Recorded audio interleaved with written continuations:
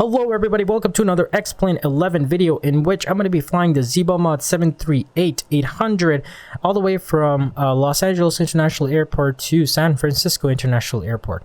Winds are looking pretty good today, and the weather is a little bit scattered, like with the clouds, and we have a little bit of turbulence down to or up at 36,000 feet when we have the flight plan. I'm using SimBrief to make the flight plan, but we should go ahead and go to the cockpit and start up the procedures for this. So once we're back in the cockpit, we're going to go ahead and do the standby power. And I'm sort of following the 737 NGX checklist that XCheck has provided. And it's a pretty good checklist to begin with the airplane. So as you can see there, I put the DC voltmeter selector to battery. This will generally stay at battery throughout the entire flight. And then the AC voltmeter selectors is the one that you're going to change depending on what power source you're using on the buses, or depending on what bus you're going to use. So currently we set it at standby power for the AC voltmeter selector. Make sure all hydraulics are turned off as we did right before. Cabin utility power and the IFE passenger power. So IFE, these sort of get power to the aircraft on the cabin section of the part. And as you can see, I put the ground connector in. Make sure the AC voltmeter selector is on ground power. This will ensure that the aircraft is getting the adequate power necessary and not discharging from the battery, which can sometimes be a problem when you're flying up in the air and all of a sudden your plane or your engine shut down because the whole time you were on battery, and the batteries have, of course, a limited amount of capacity. So the position are on steady, and then wheel well, and we're gonna not turn those on for now because it is bright outside and we don't want to mess with anything on the wheel well. Wings, we're gonna do that right before we take off because just do that because it's super bright outside. We don't need the taxi lights yet, or the wing lights. Make sure chimes and seat belts are auto. Chimes, I turn it on. Auto is there. This ensures that, you know, like the passengers have their flight set, or like their seat belts set in once they get into the airplane. So moving back down to the ZiboMod tablet, this is an amazing feature for the ZiboMod. It allows you to sort of add sort of the features and a lot of the things that the normal 737 does not have with the native X-Plane 11. ZiboMod will have using this tablet. So you can go ahead and open a few doors if you wish, and you can sort of hear the noise outside for the ground power unit that we have requested for the airplane. And I usually turn on the cargo ones because I usually like pressing Control S for my keyboard, at least. That allows the service trucks to come. So we usually get that done by doing that. And then you can sort of mess with this part a little bit, but you don't necessarily have to do it. So another key important thing about this is the fuel and weight balance. The fuel and weight balance allows, I think it's at the back, not in here. If you go to the fuel and weight balance, allows you to change the fuel amount that you need for your plane. In which case today it's going to be 58,000 kilograms, or sorry, 5,800 kilograms of fuel today. We're not using pounds because screw you, America. But anyways, we're not using pounds because SimBrief didn't output as pounds. Oh, a little bit tongue twister there.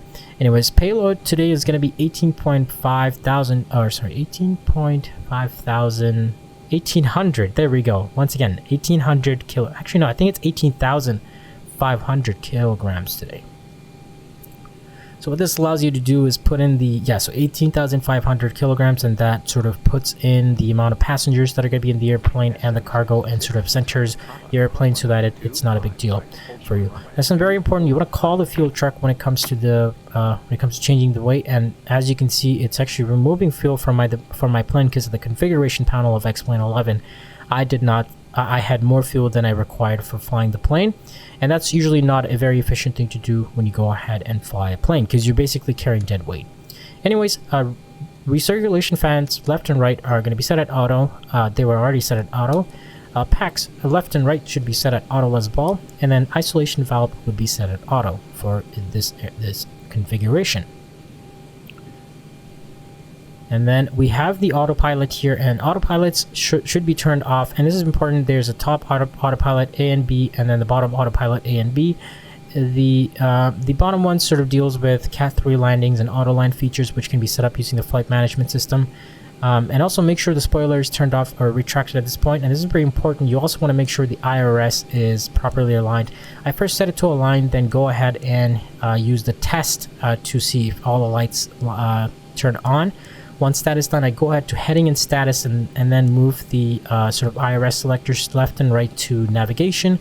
This will tell you the amount of time that is required for the IRS to align after you have put in your position your position int or initial position, which is going to be KLX for today.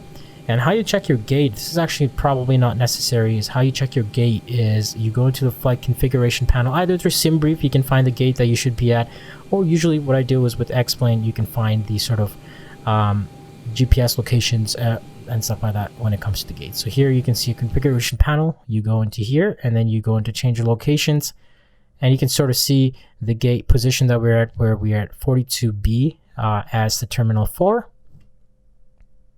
Then once we have determined that is the case, we're going to go ahead and put on 42B, sorry, and go to next page and collect the GPS location from either the left or right GPS and put it into your IRS position.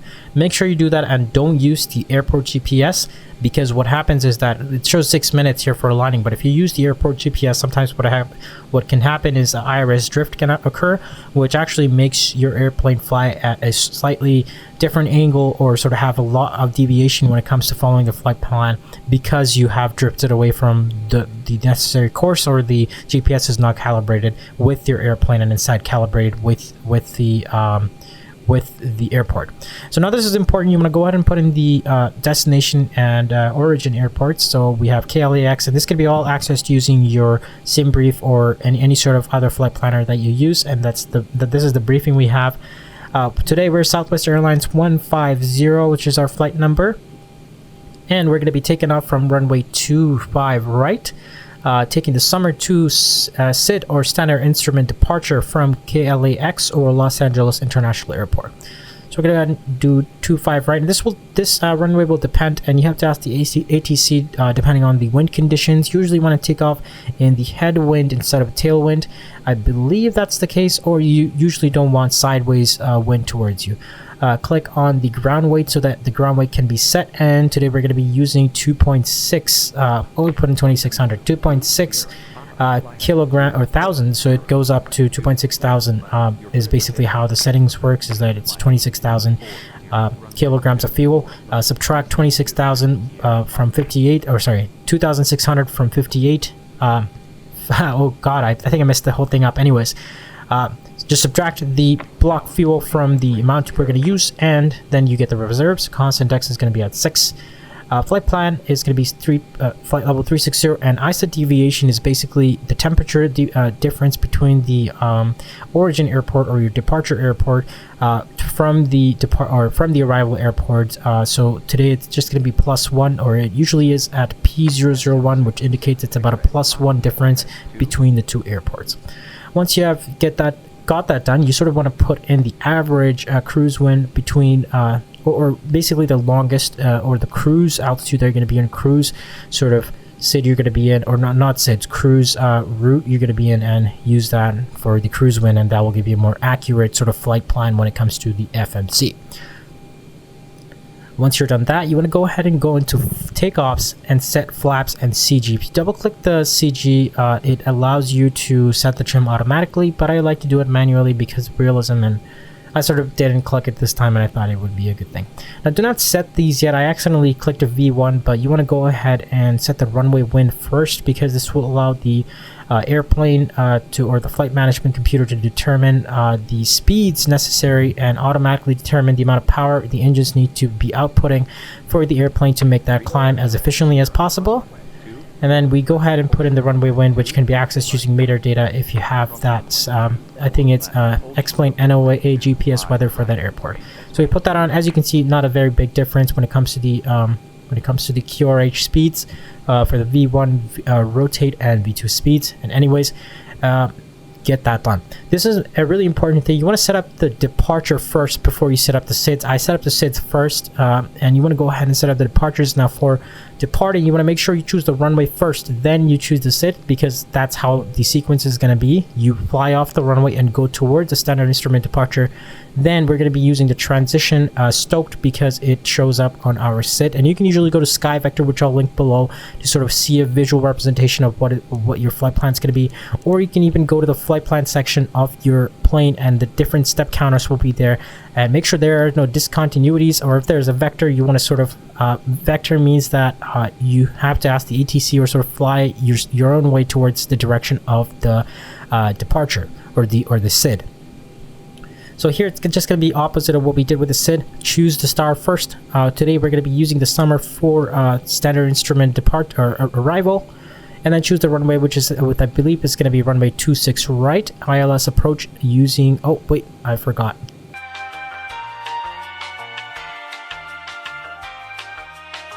Alright, I'm back, and I know that the star that we're going to be, or the transition that we're going to be using is going to be Eddie this time.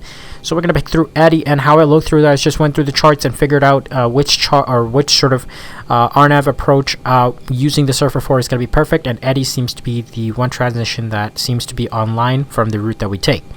Usually you put this on SkyVector to check with the routes, but yeah, you just check through here and just put it through. What I'm going to be doing next is I'm going to be asking the ATC, or sort of like putting in all this information into the ATC so that they can give us sort of initial climb conditions and initial climb altitude, and then also when we're descending they can help us descend and vector onto the ILS approach for runway 28 right. Now let me explain ILS right after I go through the ATC.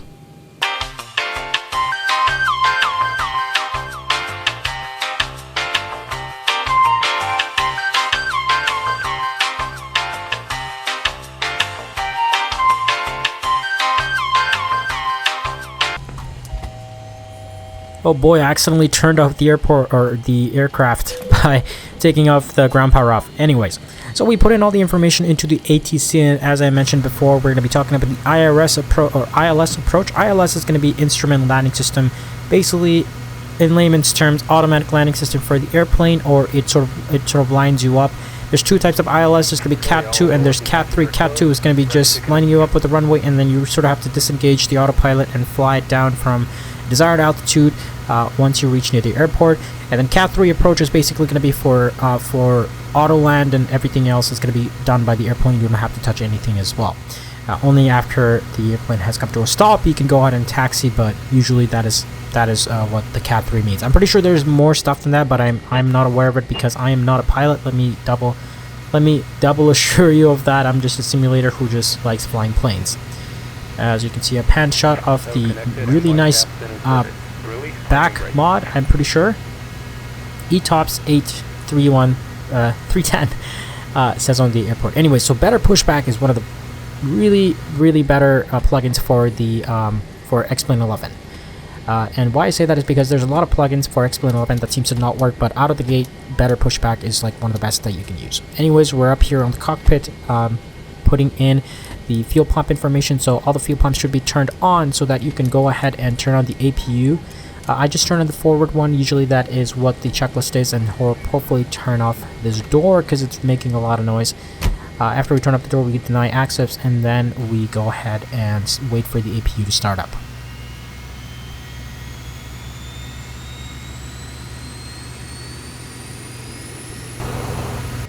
So once the APU has started up, what we can do is we can go ahead and change the bus to the APU, and that will transfer the power that the aircraft is taking from the APU instead of the ground power.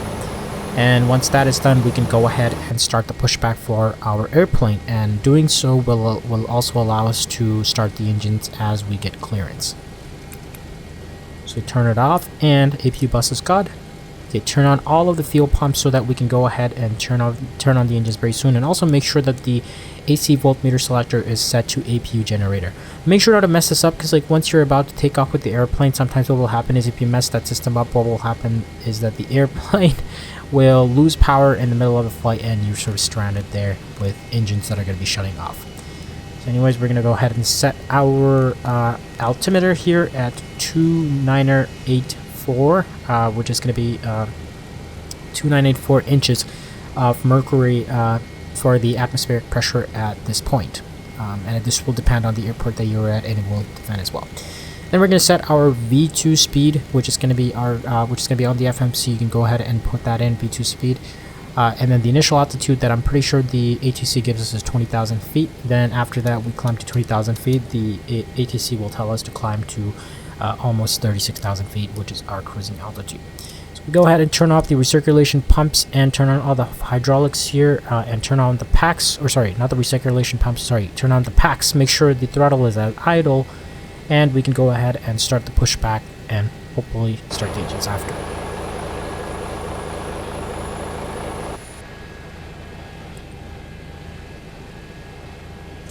So parking brake is taken off so that the pushback can start. We're going to go ahead and start the engines.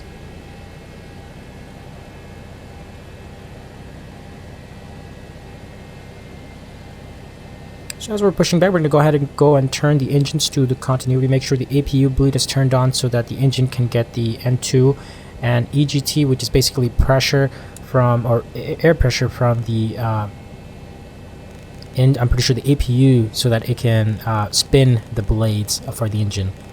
And once that spin starts growing, it's sort of an ignition sequence, and the fuel burning process will automatically turn the turbines. So here you can see it's spooling up. Once it's spooling up, it starts spinning.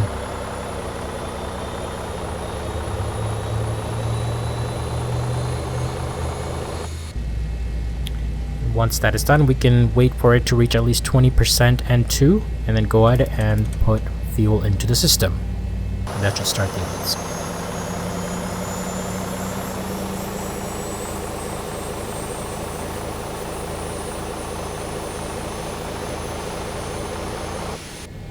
Perfect. So engine 1 has started. It's going to go ahead and switch to the auto selector. You're going to go ahead and turn that to continuity. I made a mistake by not doing that with the right engine, as you will see later into the video, and make sure the APU generator is set to Gen 1, or AC voltmeter selector is set to Gen 1. So we're going to go ahead and set the parking brake so that the pushback cart can disconnect from us. So we're going to start the right engine right now.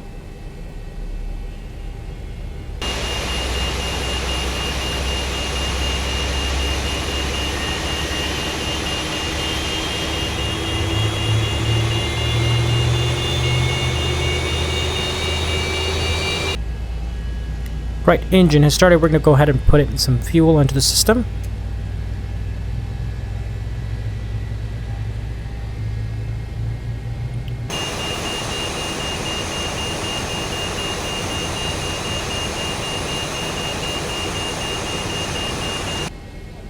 Alright, perfect. So the right engine is going to be starting soon, and we're going to go ahead and change the bus from Gen 1 and Gen 2. It has already started, but as you can see, I did not put that into continuity. Basically, continuity ensures that if there's an engine failure, or if there is an engine problem, it can automatically go ahead and restart the engine. I'm pretty sure that's what it means, but you can comment on the section below, or you can go in the comments and then tell me whether or not that's true. I'm like 90% sure that's what it means. Hopefully, there's a lot of complicated stuff that goes into the aircrafts for the 737, but yeah, I think that's what it is. Anyways, the yaw dampener is going to be turned on here, and make sure APU bleed is turned off. I turned that off right as I was about to go, and then RTO for the auto brakes. So just in case if we get a rejected takeoff, automatically the brakes will go ahead and set. Now we're going to make sure before we taxi we have the flaps set. So we're going to go ahead and do that. Set to flaps 5, which should be 3 notches down. Or compartment handle, brake seal. Remove the vest from the package like this. Put the vest on over your head, wrap the strap around your waist, and attach the buckle. Pull the loose end of the strap to tighten. Once outside, pull down on the red tab to inflate the vest, or blow into the red tube on the... Alright, perfect. So we have the flaps set down, and now we're going to test with the TCAS and the flight control surfaces first. Actually, let's do the flight control surfaces. So the ailerons on the left, the right, and you can see those levers on the screen is moving. Elevators go up and down, and it's good to go. And the rudder panels, we're checking from there and here, and it should be good to go. Usually you have ground surfaces tell you whether or not the surfaces are moving to its direction, but yeah. TCAS is set. Now we're going to go ahead and taxi, and I will speed forward on the taxi onto the runway, because usually taxi takes a while, and I don't want you guys to sit through 15 minutes of taxiing. And also I had to hold short on the runway because of traffic, and wait for my turn to take off on the runway. So we're going to go ahead and set that to TRA and go ahead and taxi the airport, or taxi the airplane onto the runway.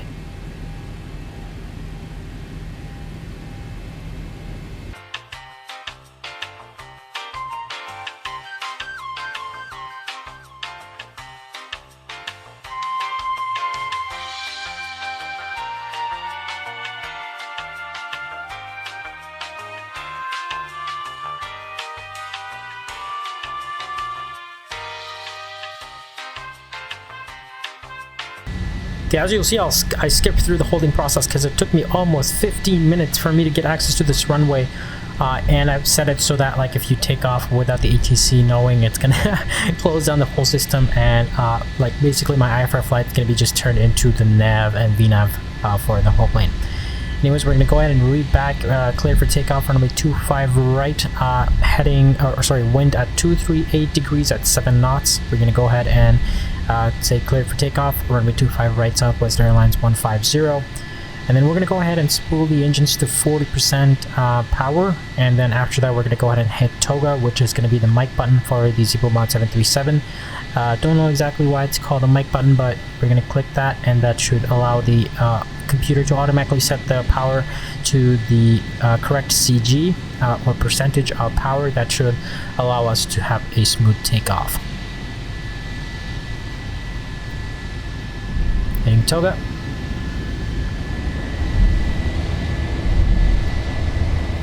So try to keep your aircraft aligned to the center of the runway. I sort of messed up here by letting go of the rudder pedals, but then sort of corrected myself afterwards later. So yeah. 80 knots. Waiting for the V rotate.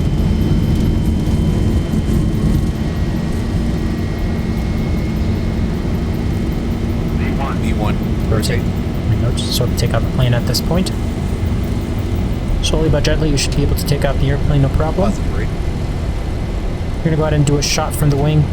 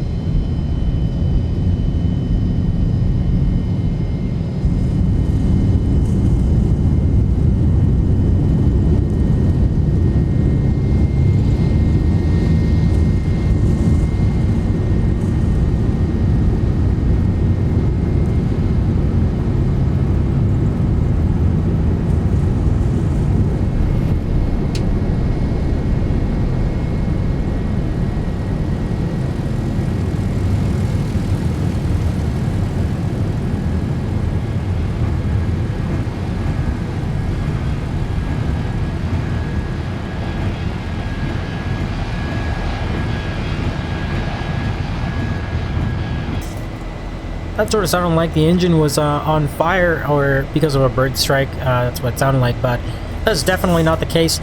So we're contacting the ATC here so that we can determine the vectoring for the airport, or usually what they do is they will let you follow the IFR for the simulation, at least. For X-Life, I'm not too sure how the actual ATC works in real life, but we're getting information from the ATC, and yeah.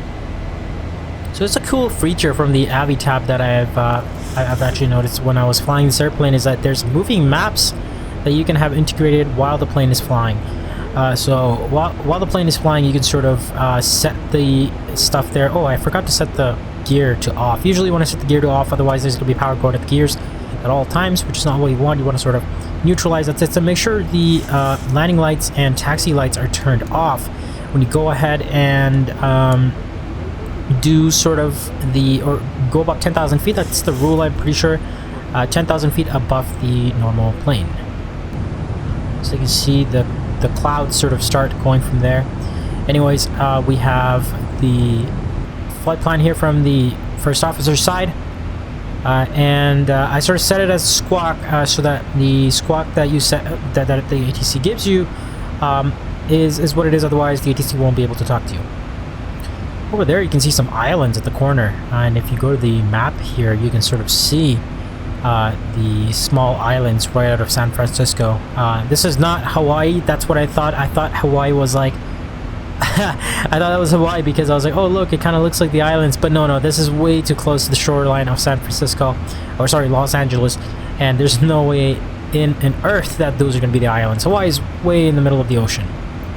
So we just zoom in. Anyways, so it's telling us to climb to 360. So right as we are about to reach 20,000 feet, it gives us the go ahead to climb to 26,000 feet, or sorry, 36,000 feet. And make sure you click standard standard altitude and deviation for the altimeter, because we are above 10,000 feet, or I think, yeah, it's above 10,000 feet that you set it at. I just forgot to do that while it was climbing because I was too focused with those islands. So we set that as 36,000 feet, and then N1 should kick in right away because the plane is following what is set up in the FMC.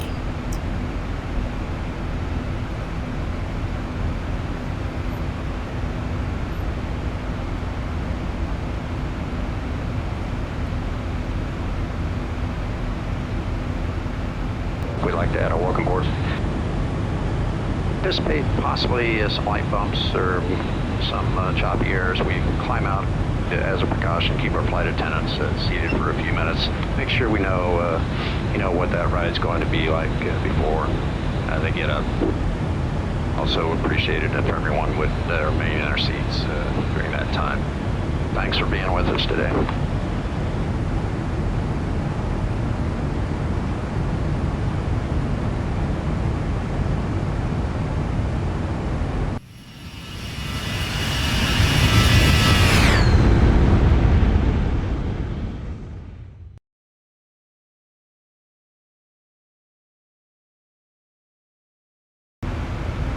So there's a weird thing that popped up because I wasn't looking at the screen for a while. I just let the computer run as is. But what happens with ZiboMod is they have actually simulated fogging up the windows when it gets way too cold outside, or it freezes the windows. So these are sort of the textures that ZiboMod simulates, and that is very awesome. So when that happens is when the temperature goes below the OAT, or outside air temperature, goes below minus 10. The windows and the engines might freeze up, and that's actually an issue. So we're going to turn on the wing ice, which will allow the wings to not accumulate ice, which can hamper the lift, and engines to not accumulate ice so that it can perform at its best. There have been multiple crashes in the past where, because of the ice situation, many planes just came down because of the simple reason that there was just ice built up on the airplane. So anyways, you can see that the system is currently working pretty well, and also you notice that the center fuel tank is low pressure is what it says, and that is because there is no fuel on the center fuel line because we didn't, or on the center fuel tank, because we didn't need as much fuel to fly all the way to San Francisco. So we're going to turn this off to ensure that the fuel pumps don't burn out, because there is no fuel and the engines are running, so that's or the pumps are running for the fuel, and that's not good. You want to make sure that doesn't happen. So we look here, and I should have set the land altitude, but I usually didn't. The land altitude is going to be the altitude of the airport, or airport that you're landing. And, it's like, as I was mentioning, it's sort of unfogging up at this point, sort of heating up the aircraft and doing it. Anyways, we're going to go ahead and see if we can start descending here, and tell the cabin we're descending. Ladies and gentlemen, as you can see, we are descending. Seatbelt sign is on. If you happen to be up and about, please return your seat. Keep your seatbelt fastened for the remainder of the flight. On behalf of the flight crew, we appreciate you being with us today. Wish you a very safe and pleasant journey to your final destination. Hope to see you back here with us soon. Thank you. So the weird thing about San Francisco and the sort of approach that you do with LAX and San Francisco is that because there's not too much distance, going up to 36,000 feet, and then you're basically cruising for about 1 hour and then descending all the way down. Anyways, here is the map as to the approach that we're going to be taking for the RNAV ILS that we're going to be taking towards the runway. So what you can see is that there is going to be the waves waypoint, and then we're going to go to the other ones. And if you go to the FMC and check through the waypoints, you will see, like when doing the approach, that the waves waypoint is going to be there, and by that time we have to be at that specified altitude. It says flight level 190 and 10,000 feet. For the WAVS, I don't know what that is in the code that they use for aviation. Whiskey, I think. Whiskey, Alpha, Victor. I don't know what S stands for. Yeah. So that waypoint, we're going to go ahead and just speed forward towards that waypoint because we're descending down. Most of the flight is descending down when it comes down to this approach, or sorry, this sort of like the way I set up the flight plan. It's so once we get near the San Francisco area, instead of being at 36,000 feet, we can have the sort of cabin crew look at the cabin of the passengers look at the scenery below 36,000 feet, and it's a much nicer view when it's descending. So anyways, we got the clearance so that we can go ahead and descend back down to 15,000 feet. And this is important because when we come down for the runway, we don't want to descend way too fast. Oh, I accidentally activated the... Oh no, okay, that's not turning it on. Okay, so you want to click that. Sometimes it doesn't want to descend because of that. You want to sort of click that so that it knows. So in this case, I think I have to disengage the autopilot so that it can sort of restart its thing. Let me click VNAV and LNAV first, then we can go ahead and click the autopilot, and the autopilot would automatically line our aircraft up right away. That's a very steep bank, but hopefully the passengers didn't feel as much of that as I did. Anyways, we have to contact San Francisco International Approach at 123.65. We're going to go ahead and put that onto our radio panel, which should be down here right above the ILS, or the nav panel actually.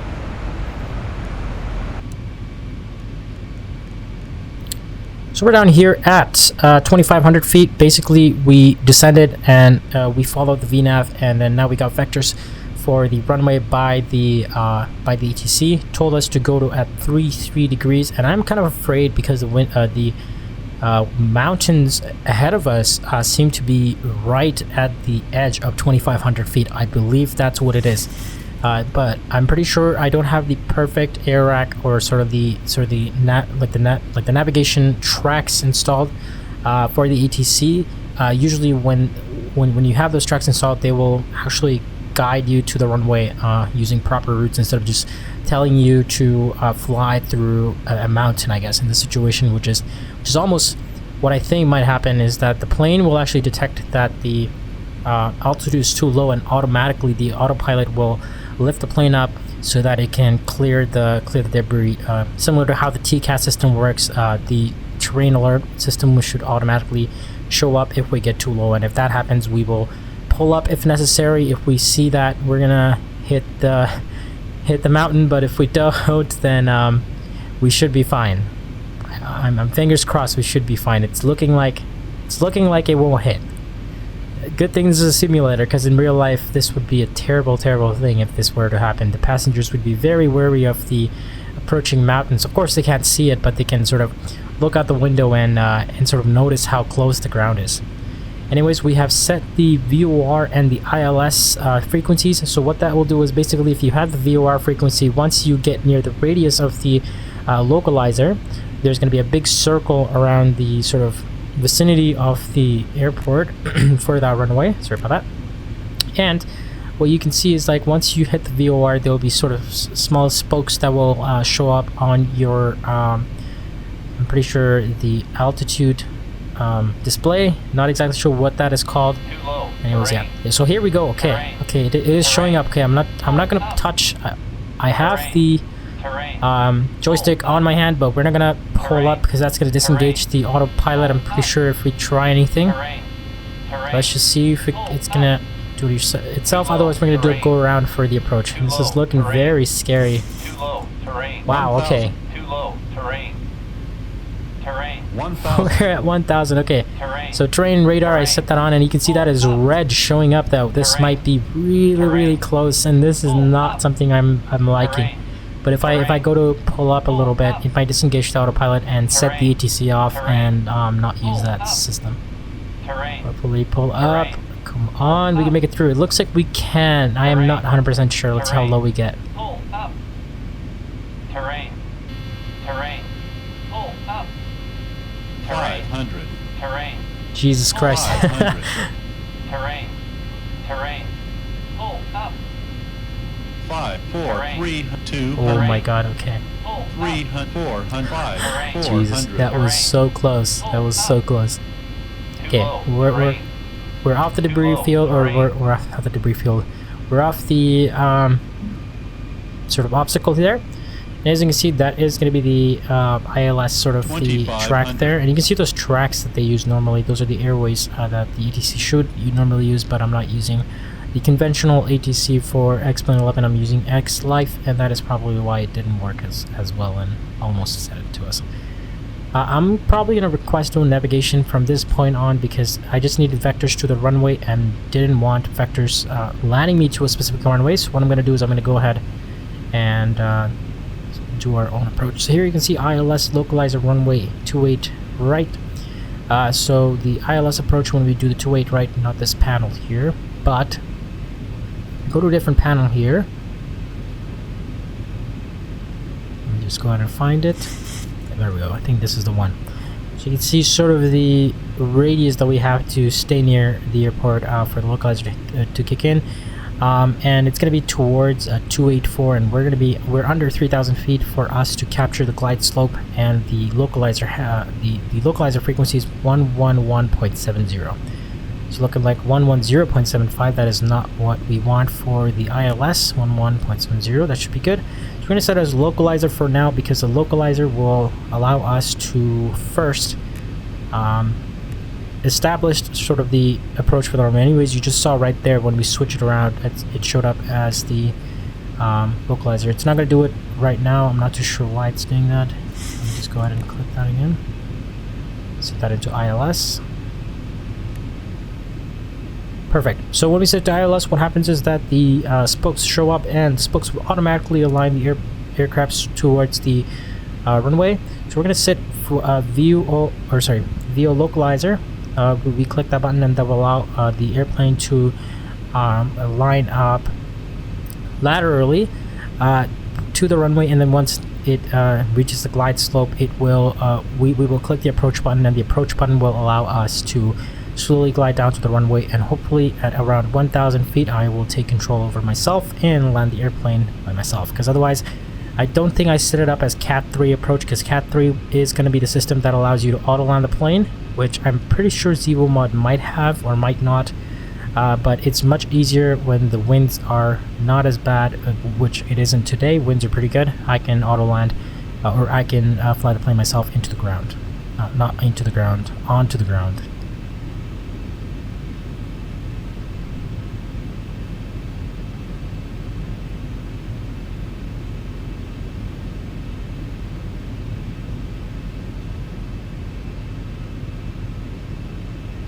Right, beautiful. So the localizer has laterally aligned us to the runway, and here we can see the steps as to the altitudes that we need to come down, or we should have actually taken instead of the ATC vectoring us down here in order to get a nice ILS approach to runway 25 right.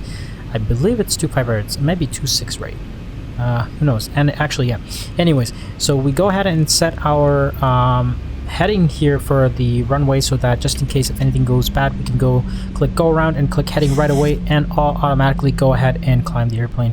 So we're going to be lowering the gear down pretty soon, because the runway is very much on side on my screen here. So I'm going to go ahead and set the auto brake is good, and the speed brakes are armed. Then we're going to go ahead and lower the landing gear here.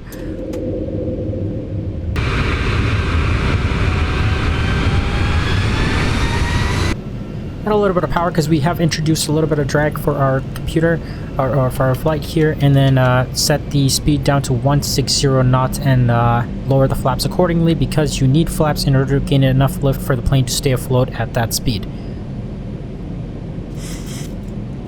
So we're going ahead, just slowly approaching the runway, and ensure that the PFD, the primary flight display unit, which is the middle screen, or sorry, like the very left screen you see, which displays this blue and brown color, and then there's like this sort of flight that you can see in the middle. That's a primary flight display unit that tells us the sort of altitude and the speed for the airplane. The red spokes that you're approaching are the ones that sort of indicate the stall speeds or the really low air speeds. See, like just as the airplane will automatically mention the low air speeds because of that. So we're gonna lower the flaps down even more so that we can fly at that lower air speed. 145 knots. It's gonna be the final approach speed that we're gonna have.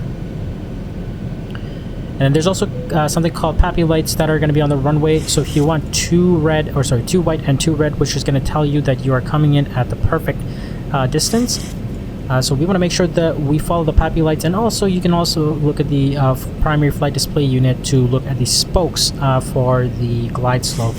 But yeah, so right now the plane is flying by itself. I'm not touching anything. We're going to take control at about 1,000 feet from the ground, and then from there just fly it down. And also disengage the auto throttle so that we ensure that we have total control of the airplane when landing the plane. I just got to be careful in terms of nudging something really quickly left or right, because my joystick is not very accurate in that sense. Because if something nudges very quickly, then what can occur is that it will actually send sort of the really nice approach that we have here into a really bad one, and might even lead to a go around, because we're at such low speeds. Any simple sort of deviations, not deviations, any significant flight movements might lower our speed even more, and we might stall to the ground. So we're just going to be careful with that. Check the radar data and the winds for the runway, so we're clear about which way the winds are going. So if we have to use the rudder to line up the runway, or line up with the runway, we should be accounting that the wind in the direction, because of the yaw effect. Not the yaw effect, the yaw that the wind will cause for the plane, so we can yaw the right direction as well. Turn out the auto throttle, sort of land this way. Oh, I think I moved the controls too fast. Oh no, this was not good. Okay. Still looks kind of okay. Oh, okay, there goes the throttle. Okay, I forgot that the throttle was set to idle, so as soon as I turn off the auto throttle, it goes to idle. I usually want to come in about 60% of your engine power, regardless of what plane it is. It is usually universal. Currently lower than the glide slope. Oh, I need to add more power here. The worst thing in this situation would be for me to stall to the ground. Stalling into the runway is not as bad as long as the plane is not hitting the ground really hard, because that would cause quite a bit of flight issues, and we have to report that in real life, at least report that into the runway, or report that in once we land for a hard landing. But this does look like a hard landing because of the lift I'm able to get and sort of the bad approach that I had, and the PAPI lights are not showing 2 whites, 2 reds. Here we go. Let's try to land this up. And enough power. 200. And we're gonna flare up right about, I think 50 feet. Oh, this does look like a stall landing. Jesus. 50, okay. 40, 30, Coming in a little bit fast. 10. Oh, okay, that hurt. All right. Not the best landing we had. Not the butter smooth that I thought I would have been able to get, but it is still, regardless, pretty good landing, considering the slight problem we had right at the very end with my yoke here. But we should be fine. I'm not going to use any reversers because we have enough runway length to just slow the plane down without using the reversers. Just wait for the auto brake to do its thing, and then we're going to use our regular brakes to slow the airplane down.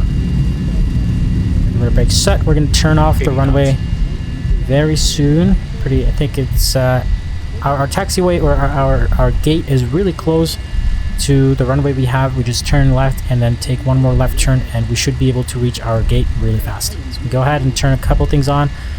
So we turn off the auto brakes, we pull up the flaps, we pull up the spoilers, we retract the spoilers, and then what we also have to do is make sure to turn on the APU, and from there we can go ahead and taxi down to the runway, taxi down to the gate.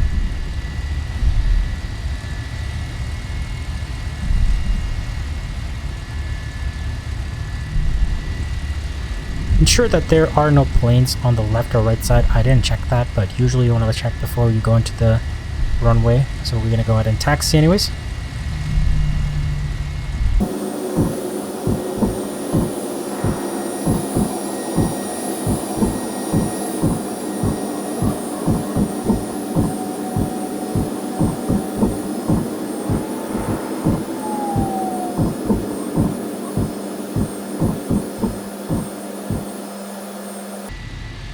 Oh, awesome. So we have finally landed, came to our gate, and make sure the engines are closed. Oh, okay. I forgot to set the APU on again.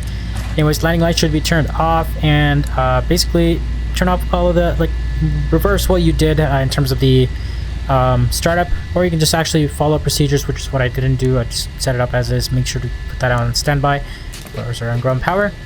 But yeah, basically that's pretty much it. Thank you for flying with us out here on Southwest Airlines, and I hope to see you guys at a later date. this is pretty much what I do during the quarantine time that we had to do because of the this unforeseen thing that is over our head. I can't say it on YouTube because that's gonna get me get this video either flagged or whatever monetization I can have on it is gone, definitely. Well, anyways, thank you guys for riding along this flight, and basically I'm gonna have you guys see some of the landings that we have. But otherwise, thanks for watching, and make sure to like and comment and subscribe if you enjoyed, and I hope to see you guys later.